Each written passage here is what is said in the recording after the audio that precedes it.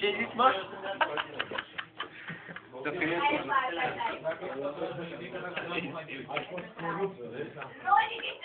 Hai mă, cânt odată.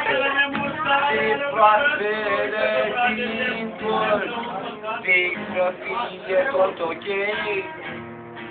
dar eu nu vreau să fie decât băutură pe masă.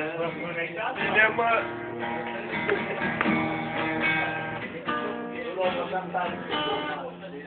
Unde-i sticla grevii, că mă fac și eu clavăr, să fim cu toții greci, să fim cu toții din clavăr. Zi-te-nsu, zi. Băi, compune ceva lui Mihaela, zice-mă de Mihaela. O, cât ești tu de frumoasă. O, cât ești tu de frumoasă, tu știi cât ești de frumoasă. Mihaela. Mihaela, ți-am compus un cântec frumos în clamă.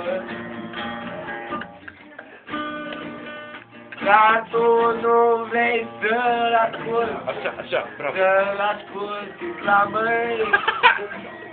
Că tu mi-ai spus că sunt beat în clamă. Genial. Dar eu nu am știut ce să răspund. Tu mi-ai spus că este ceva în mijloc.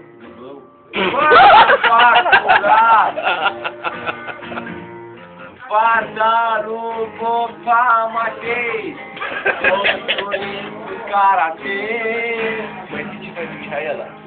și sorul Caracuia. Pe Mihaela. Cu Mihaela. Da, zi-mă mai tare să auzi. Păi să-mi dai 1.000.000, n-a țărit de bună foc!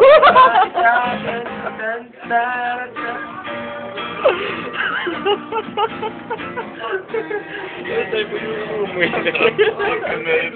Chiar dacă lumea crede că eu sunt Dumnezeu, Nu e. eu le spun că nu sunt decât un carmolin. Ceva și de găbău. Și că poți s-a băgat la combinație. Eu am încercat decât o revelație. Și a venit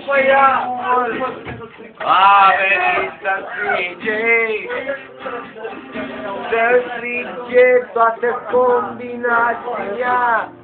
Gâtul cu perde nu s-a. Cât te iubesc, Mihaela. Cât te iubesc, Mihaela. Tu nu știi cât ești de frumoasă. Dar eu te-aș pute și în gură. Eu te-aș pute și în clamă.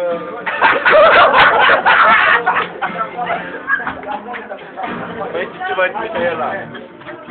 Hai, mai zici ceva. Eu nu mai știu niciun vers.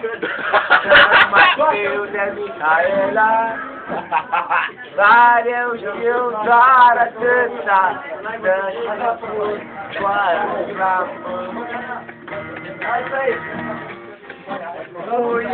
celor care mă primai, să vă put toată în pământ, să vă put și beau un spis. Gata. Băi, hai, du-te acum la Mihaela și când te cânta și noi.